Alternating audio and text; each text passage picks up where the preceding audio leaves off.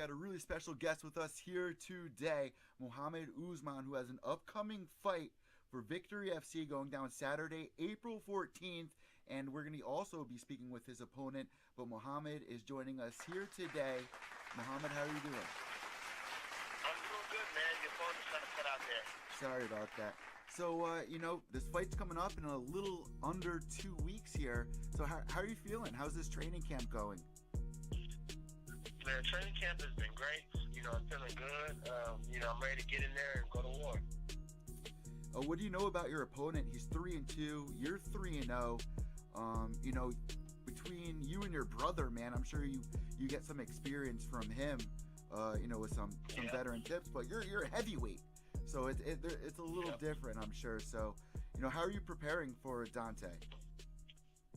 Yeah, it's a lot different because of the size, but I'm preparing for him in every way. I know he's a taller guy, which he has some advantages that he thinks he can utilize, and I have some as well. So it'll be a good test for both of us, and I look forward to seeing him in there. So have you seen him before in the past at other events, or are you familiar with him at all, or is this the first time? No, I've never seen him at any events that I've been in or been at, but I've watched him on them and I've seen him, and I've seen what he likes to do, and I've seen what type of fighter he is. Well, man, I've been watching your brother even do commentary for UFC Fight Pass. Did he have any say in getting on UFC Fight Pass? Victory FC, of course, is a feeder league to the UFC. So, was that relationship kind of helpful in a way to get on a platform which is, people are viewing on UFC Fight Pass? It was good, but it was my manager, Brian Butler. He really set everything up with Victory and, got me on UFC Fight Pass. I got my brother's blessing, because he set a good platform, for UFC to be able to watch it directly. So I got his blessing, but all in all, Brian Butler really set everything up for me and put me in this position to be successful right now. So these first 3 fights that you had, man, what was the experience like going in there? You finished all 3 fights, so do you kind of feel like an added pressure that this time, you're the co-main event on this upcoming fight? We just said it's on UFC Fight Pass. There's going to be a lot of people tuning in. Do you feel that added pressure that people are watching you? You're Usman's brother here, so do you feel that pressure, or no, not really? Not at all. If you go back to me, I played football for a long period of time. I played with 80,000 people in the stands. We played at a very high level. So I feel no pressure. I wrestled in high school, so I'm used to this. It's just living in the moment, embracing the moment, and stepping up. Yeah, you have a solid wrestling background. Is that what you really think is going to be the advantage here for you in this fight? I think the advantage is going to be everywhere. I'm going to be able to show everything. I'm going to be able to. I'm going to dominate in every phase of the fight. If we're standing up, I'm going to dominate. If we get to the floor, I'm going to dominate. If we want to grapple, I'm going to dominate. The objective of this fight is to dominate in every aspect of MMA. So they call you the Motor. How does this name come about? Is it because you got really good cardio? Yes, I always had good cardio, but that's the football. They call me the Motor because I never stopped moving. My coaches used to think I was crazy because I would always stop. I would always run to all. I would always run to the plays. If it was a wide receiver to catch the ball, I'm running there. I'm running all over the field, and that's what I was known for playing football. I never stopped running. I always was working hard, and I always did the dirty work. So yeah, the Motor comes for me never stopping until I get the job done. Man, I remember I was on the high school football team. And the workouts, Hell Week, and everything, they make sure that you're in top physical shape. So since you have that background, what's the comparison between training for camp for football and training for a fight? Man, fights, I can honestly say it's more vigorous training for MMA fights than just football. Honestly, like football, don't get me wrong, you want to be big, fast, strong. But here, it plays like your cardio, your nutrition, everything plays a real big role. Football, I can eat whatever I want, go train, go run. This, you got to eat certain things. Everything plays a big toll in your abilities to perform in the cage. So I take it very serious, and I feel like I feel like you guys are gonna see me at my best going into this fight. I'm starting to come into my own as an MMA fighter, and I'm getting better and better at it. Your brother, man. I want to talk about your brother for a second. You've seen him rise. We've been watching for a long time. I even interviewed your brother. I think, about maybe 2 years ago, going on now. He's come such a far way, being on the Ultimate Fighter and where he is now. How do you view your brother and where he is now, and is that a motivation for you to reach the UFC? Oh yeah, man, it's big motivation, because I was there from the very first fight in 2013 when I was actually training for the NFL draft. Wow. And then I ended up flying out I flew out to Nebraska Kearney for his very, very first fight in his in a city that he played. He wrestled college. He wrestled at in Nebraska Kearney, and it was amazing. And I've been with him every fight ever since then. I missed one fight because I was in Europe playing football at the time, but I've been with him every fight since then, and I've seen him rise, and I've seen his continued growth, and that's the number one thing in this sport, is just continue to grow no matter what, through every situation. So do you guys train together? No, he trains down there in Boca Raton. And you're in Texas. Actually, and I train in Dallas, Texas. I have a different trainers. For my football background, a little different than him. I have a little bit more things that go into my body. I have my strength and conditioning. I have different strength and conditioning coaches. I have my jiu-jitsu coaches. Down there it's pretty good for them because it's a one-stop shop, because everybody's in one location. Yeah. But down here in Texas, everything's bigger in Texas. You gotta get in the car and drive a little bit. Do you like that distance though? Like, you don't want to be in the same gym as your brother, I guess, right? Or would you? I love it. You like that separation, right? Yeah, and I actually got the chance this camp to actually get down there to Milwaukee and train with Duke Rufus. Oh, nice. I went down there for about 2.5 weeks, and I'm gonna start incorporating more and more of my training camps down there in Milwaukee with Duke, and I learned a lot from him. And and I started my camp off at Rufus Sport with Duke Rufus. How long ago was that? Down there with Paul Felder. Yep. How long ago was that?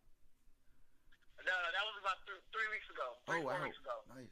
Yeah, Paul's getting ready for his upcoming fight with Al. So. Yeah, I was down there with John McDessie, Paul Felder, Anthony Pettis, Sergio Pettis, all the guys were down there, man. And we trained and we trained every day.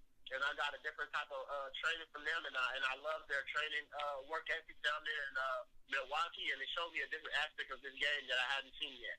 So is that like one of the first times that you've kind of did a fight camp away from your own gym, or are you, testing the waters a little bit? Mm-hmm. What did you say?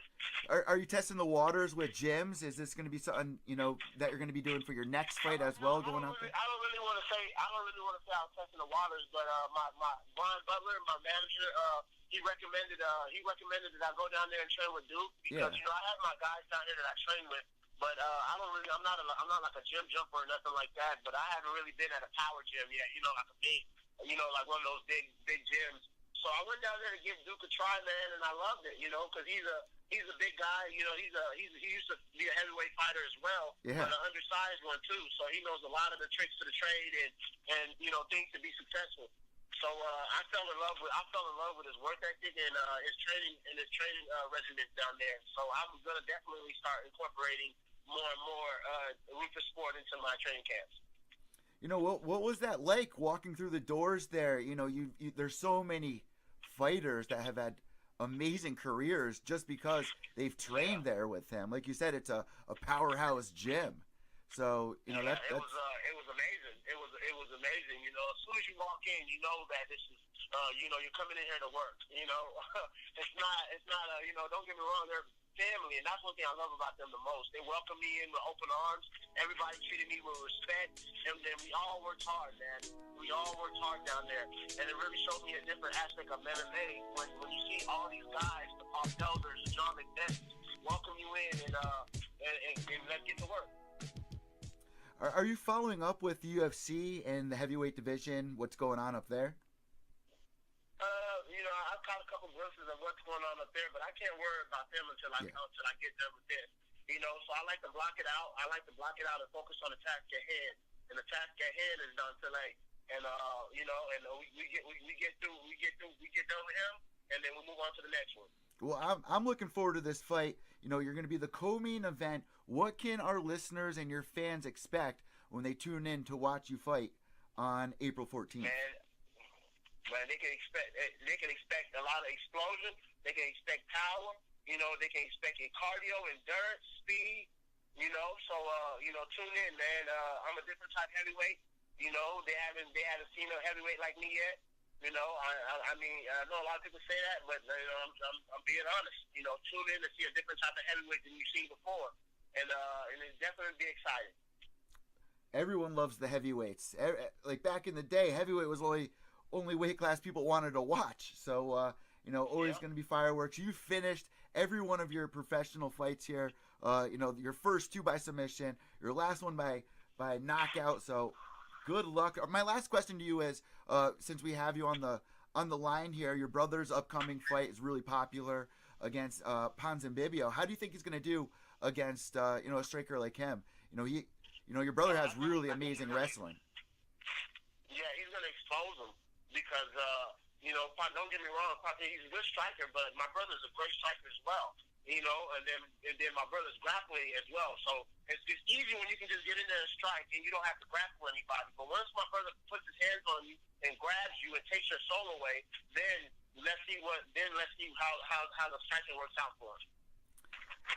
And you obviously heard his post-fight press conference or post-fight speech. He was saying 30%. I even backed him up, and he liked my tweet saying everyone needs to stop with that. You're just taking it too far. You misunderstood it. What is your message to those people out there that are giving your brother a hard time with that whole 30% comment? Yeah, man.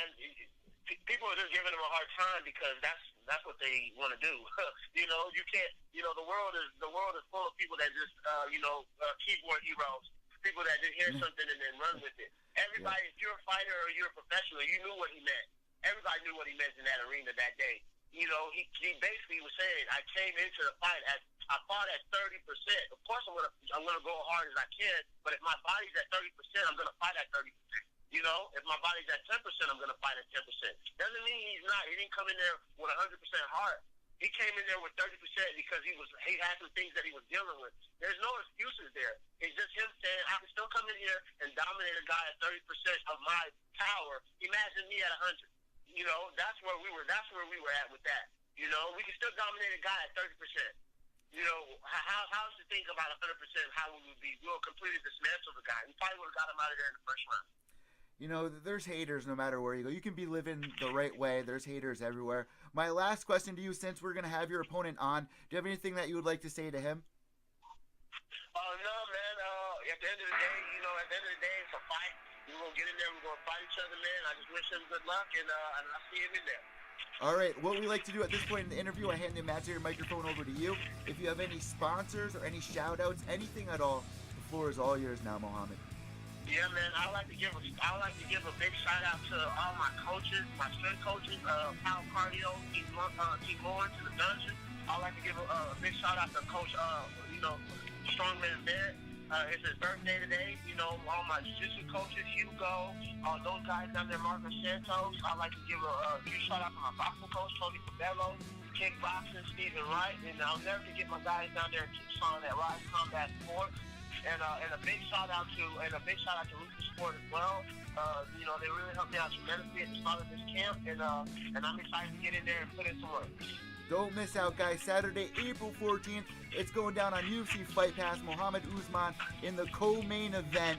We wish you best of skill, and thank you for joining me here on Pure Skill.